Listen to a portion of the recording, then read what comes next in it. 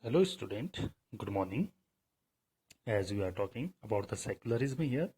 So in the previous video, we have talked how the Indian secularism is practiced, and we have also just read one of the conversation, how that mainly the government schools and the government sectors, they could not celebrate the things and the particular religious things in the schools. Okay, now the second way in which the Indian secularism works to prevent the above domination is through a strategy of non-interference. This means that in order to respect the sentiments of all religions and not interfere with religious practices, the state makes certain exceptions for particular religious communities.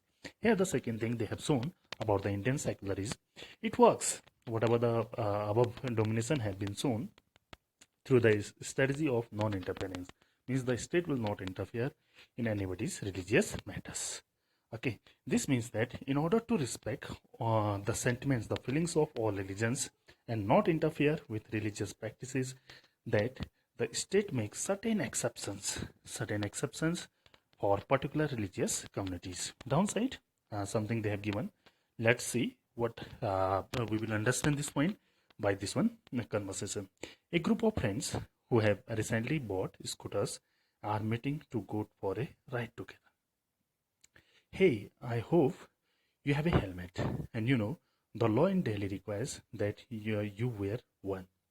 And we aren't that you wearing a helmet. Do you want to be fined? Don't worry, I will not be fined. Then why? Hey Paramjit, why that's a want you be fined? Then he told he belonged from a Sikh community. For Sikhs, wearing a pagdi is very important as a part of religion. The government cannot force me to wear a helmet. And this thing happens. Okay, you might have gone and you might have checked these all the things. So for the Sikh communities, it is not necessary to wear the helmet while riding the two-wheeler. Okay, in the above storyboard, Paramjit, the Sikh youth, doesn't have a wear to helmet. This is because the Indian state recognizes that wearing a pagdi turban is central to the Sikhs' religious practice, and in order not to interfere with this, allow an exception in the law. Means this is a one kind of exception. This allows to the this one Paramjit to the Sikh communities people. So the wearing the pagdi, that is important and which recognizes their religion, but means here the exception is there. They can ride the two-wheelers without wearing the helmet. The third way in which Indian secularism works to prevent the domination listed earlier is through a strategy of intervention. So here, to prevent the domination of the majority on the minorities, so it also make a strategy of intervention to interfere. You read earlier in this one chapter about the untouchability. Okay, this is a good example where members of the same religion, upper caste Hindus, dominate other members, lower caste within it. As we have talked, and we know this one thing, in Hindu religious communities, the upper caste, they try to dominate the lower caste. In order to prevent this religion-based exclusion and discrimination of lower caste, the Indian constitution bans untouchability. As you all know that the Indian constitution has prohibited the untouchability. So in this instance, in this example, the state is intervening in religion in order to end a social practice that it believes discriminates and excludes and the violates the fundamental rights of the lower caste who are the citizen of this country. So here the state, the country can interfere in these matters where the lower caste, the minority people, they are just being discriminated by the upper caste Hindus.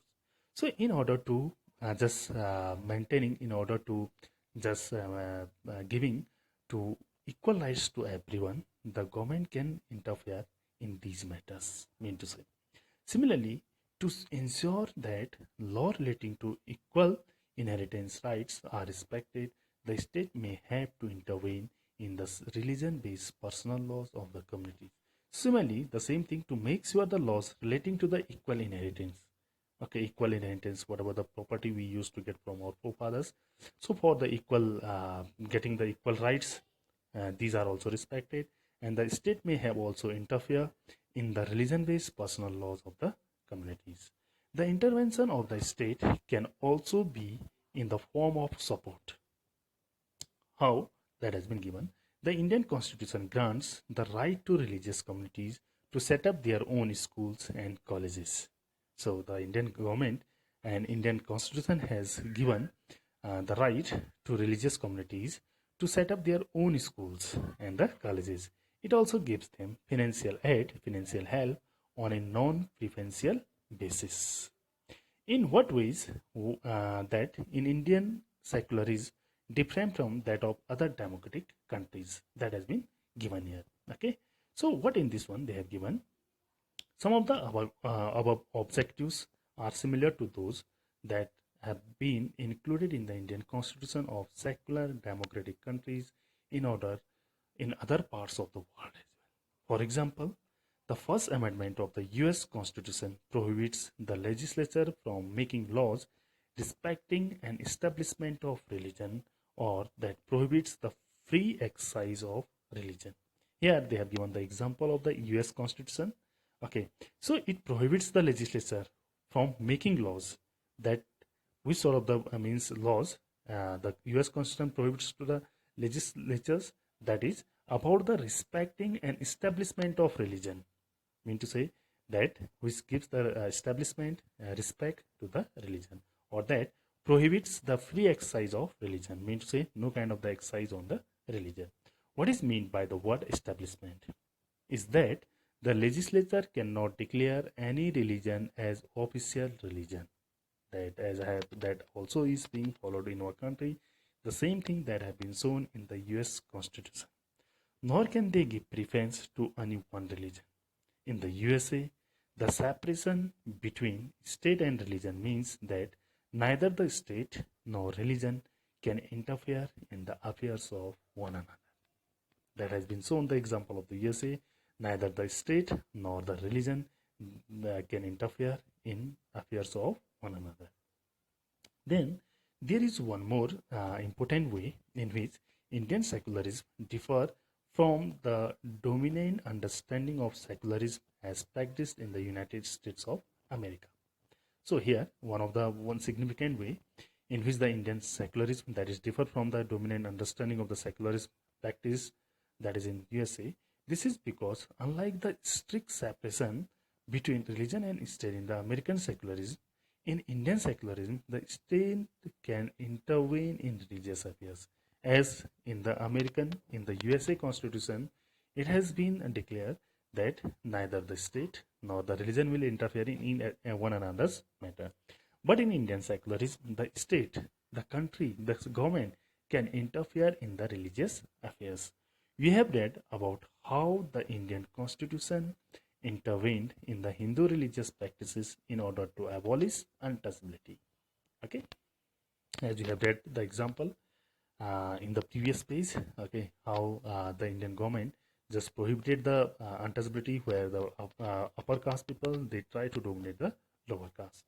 In Indian secularism, though the state is not strictly separate from religion, it does maintain a principal distance vis-a-vis religion. Mean to say here that is in Indian secularism, what used to happen, the state is not strictly separate from religion, but it does maintain a principal distance compare that is from the religion. Means what is the main distance from the religion? It is maintained by the country. This means that any interference in the religion by the state has to be based on the ideals laid out in the Constitution. If the government is trying to interfere in the religious matters, so the state has to be interfere based on the ideals laid out in the Constitution. Whatever the things have been written in the Constitution, according to these laws, according to these articles, according to these rules, the state can interfere in the religious matters. These ideals serve as the standard through which we can judge whether the state is or is not behaving according to secular principles. Here, it means to say this ideal, whatever this idea that has been, these ideals have been given. So it serves as a standard through which we can judge whether the state is or is not behaving according to secular principles. Okay, we can judge, we can check it over it, that whether the state it is behaving according to the secular principles or not behaving according to the secular principles. Okay, this thing have been shown here. Okay, after this one, what they have given, so we will have a discussion over it in the next video. Okay.